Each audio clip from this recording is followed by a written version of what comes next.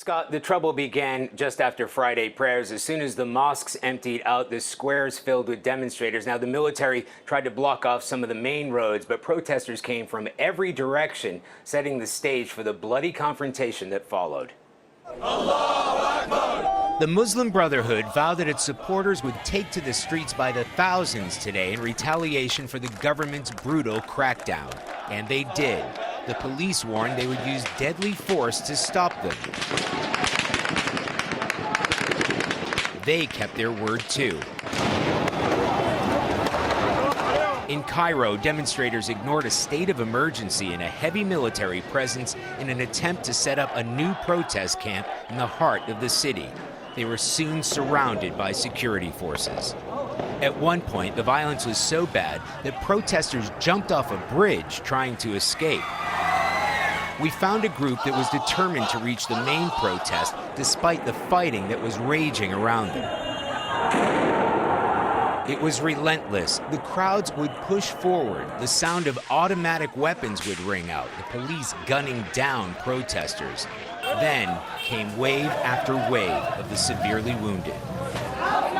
This is the emergency room to the hospital near the protest. Demonstrators have been marching straight into police gunfire. There aren't any ambulances, so they're using motorcycles to shuttle back and forth to evacuate the wounded. It's pandemonium. In a pattern we've seen for days now, most of the gunshot wounds were to the upper body and the head. Brain, neck, chest. Not another anything. Yes, Brain, army and policeman. Army and policeman. neck, thing. The head blowed, just like that. Just go and see. Go and see. We did see. Go there, yeah. Go there and see. So they're shooting to kill? Yeah, to kill. To kill, clearly. No doubt about this. The motorcycles were in constant motion, racing back into the fray as soon as they dropped off the wounded.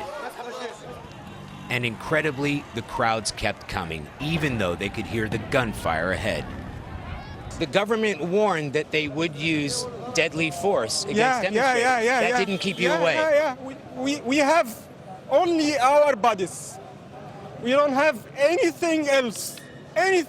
Our souls and our bodies. The Muslim Brotherhood, supporters of ousted President Mohammed Morsi, have called for a solid week of protests, Scott, raising concerns of more violence to come. Charlie, what's the situation in Cairo right now tonight?